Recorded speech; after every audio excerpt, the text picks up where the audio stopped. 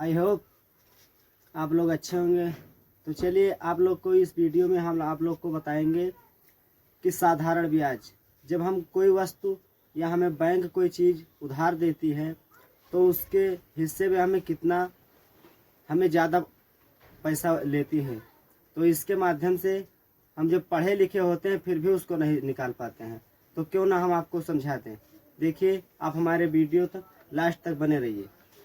देखिए आप लोग को कैसे निकालना सिखाते हैं। इसका एक फार्मूला सबसे पहले होता है, इस फार्मूले को समझिए फिर निकालना सिखाते हैं। सबसे पहले हिंदी में अगर हम लिखेंगे तो लिखेंगे मूलधन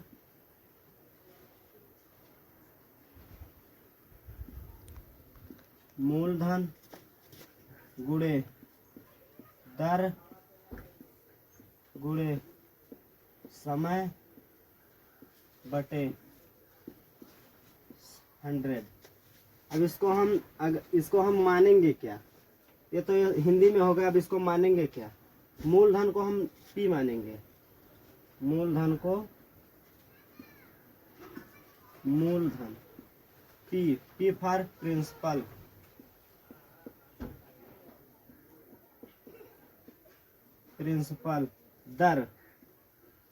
दर को हम रेट कहेंगे, R से इसको प्रदर्शित करेंगे,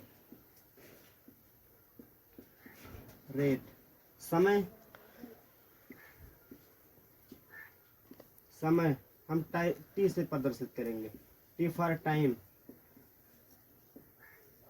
अब इसको देखिए, इसको समझ कर देखिए, इसको हम ऐसे भी लिख सकते हैं, प्रिंसिपल रेट टाइम। अब इसका हम सबसे पहले तो साधारण ब्याज यहाँ पर लगाएंगे।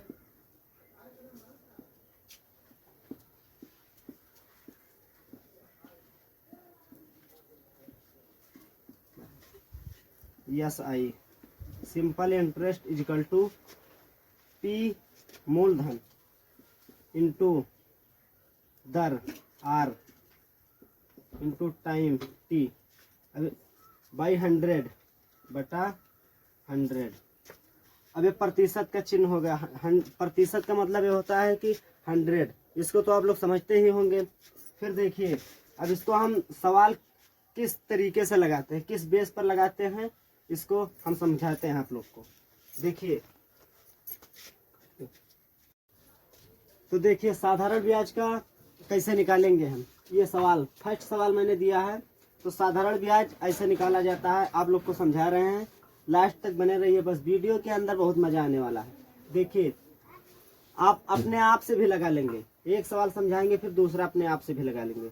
देखिए साधारण ब्याज हमने हिंदी में लिख दिया है, साधारण ब्याज बराबर मूलधन P को प्रदर्शित करते हैं तो P लिख दिया है, इंटू मतलब गुणे दर को R से प्रदर्शित करते हैं, R लिख दिया, समय T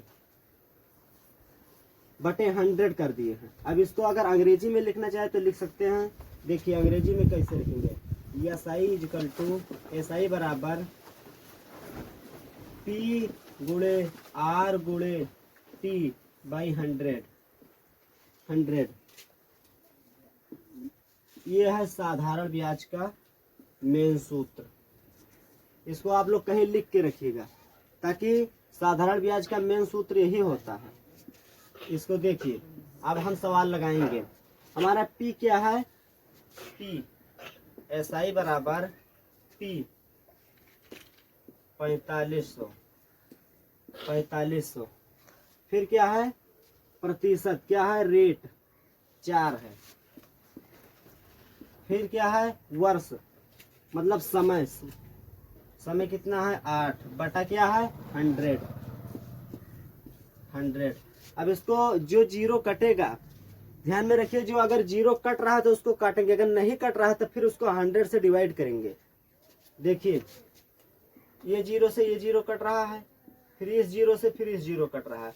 अब इसको हम गुणा करवाएंगे, 8 चौक 32, 32 और 45 का गुणा करवाएंगे, 45 गुणे 32। इसका क्या आएगा, 32 पंचे 160 के जीरो, हासिल आएगा 16, फिर 32 चौको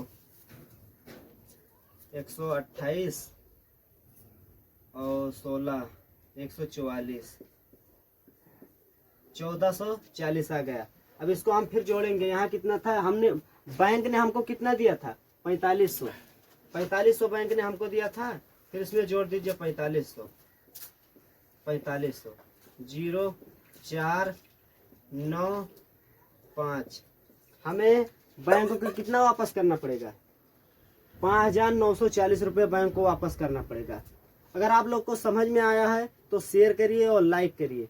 फिर आप अगले वीडियो के लिए बने रहिए। आप लोग को तरह तरह के वीडियो हमने मैथ के लिए पढ़ाते रहेंगे। फिर इसके बाद हम लोग पढ़ाएंगे चक्रवृद्धि ब्याज। और दोस्तों को अपने शेयर करिए, लाइक कीजिए, सब्सक्राइब कीजिए। देखिए एक सवाल हमने समझाया, फिर दूसरा सवाल देखिए।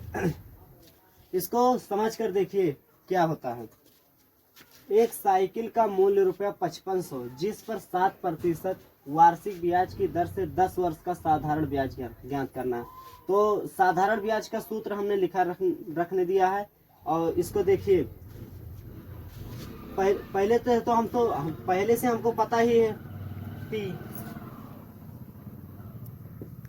SI बराबर P गुणे R गुणे T बटे कितना होगा 100 होगा बटे। देखिए 5500 सबसे पहले लिखना पड़ेगा, गुणे 7 गुणे 10 100। सबसे पहले जीरो चेक करेंगे, इसको ये कट जाएगा, इसको ये कट जाएगा, कितना बचेगा 550 गुणा 7। अब इसको हम गुणा करवाएंगे, 7 जीरो में 0 हो जाएगा, 7 जीरो में 0, 7 पंचे 35, 5 3 हो जाएगा, 7 पंचे 35 और 3 38, 3850 आएगा। 3850 यहाँ लिख दिया जाएगा, 3850। फिर यहाँ कितना था 5500, 5500। इसको जोड़ देंगे हम, 5 8 5 13 3 4 5 9 9350 रुपये हमको किसको देना पड़ेगा, दुकानदार वाले को देना पड़ेगा जो हमको साइकिल दिया था। हमारे पास पैसे भी नहीं थे, लेकिन हमने कहा दुकानदार वाले से, उसने दे दिया साइकिल। तो उसको 10 साल बाद हमने पूरा पैसा दिया, लेकिन कितना दिया 3800 रुपये उसको ज़्यादा दिया, क्या साधारण ब्याज लगाकर। अगर आप लोग को समझ में आया है तो लाइक करिए और अपने दोस्तों को शेयर करिए और कमेंट भी कीजिए। और जो सवाल नहीं समझ में आता उसको आप हमारे ग्रुप पे शेयर करिए, उसको हम सवाल को आप लोग को समझाते रहेंगे।